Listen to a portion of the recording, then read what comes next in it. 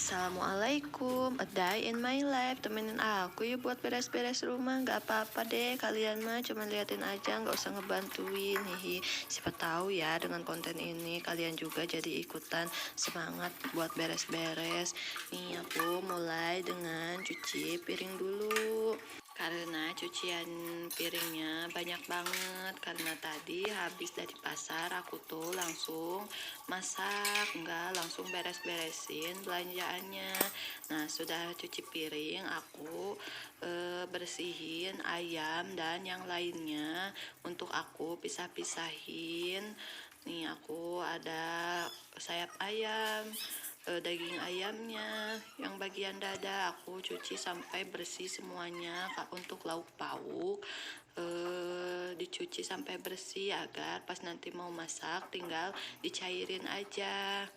Begitu keluar dari freezer, kalau sayuran aku nggak cuci, simpan aja karena takut cepet busuk.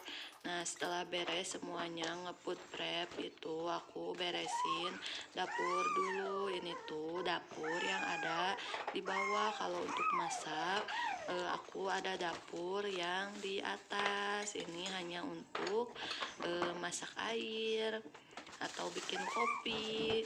Kalau masak di sini rumahnya gak ada ventilasi, jadi kalau masak tiap habis masak lantainya pasti licin banget. Makanya pindah ke atas biar gak rungsing tiap hari harus bersihin lantai. Hihi. Aku mulai dengan mindahin debu-debu dan kotoran ke tempat lain alias sapu-sapu ya teman-teman. Hehe. Nih aku beresin semuanya sampai selesai, sampai bersih ya. Nggak bersih-bersih amat juga sih ya, tapi setidaknya nggak ari citeuingnya.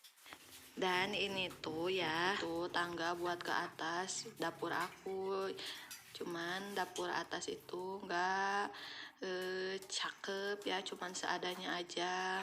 Cuman buat masak doang dan nyimpen barang-barang yang lain biar di bawah nggak pabalatak.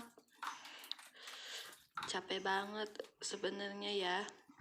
Kalau habis dari pasar itu, hari itu menjadi berasa sibuk ya banget. Beginilah rutinitas aku sekarang setelah 3 tahun aku resign kerja karena anak yang pertama dulu nggak ada yang ngasuh.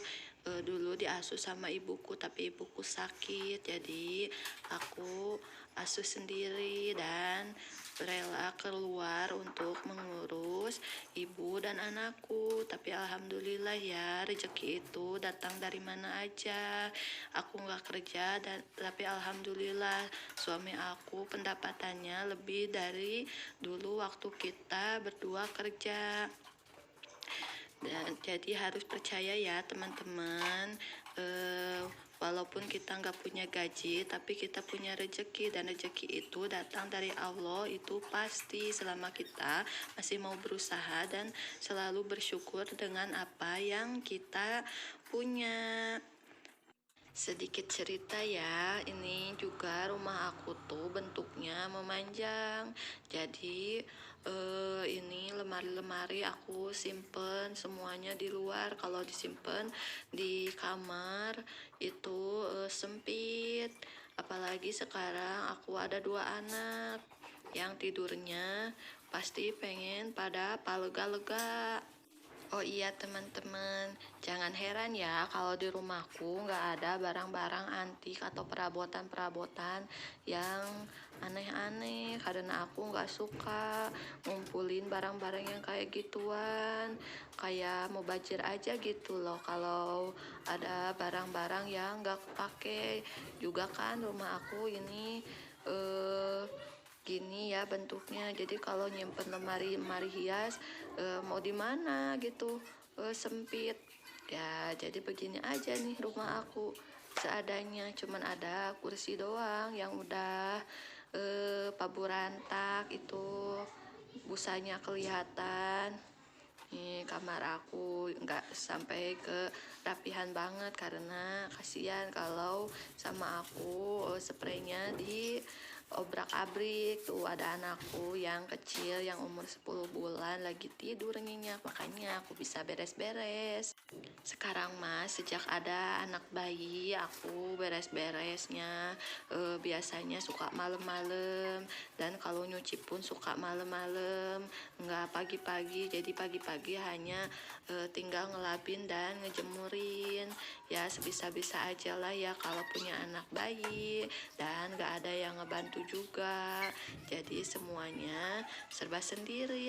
Tapi alhamdulillah ya, suami aku itu nggak selalu nuntut aku harus beresin rumah dan ngeliat rumah itu harus rapi selalu.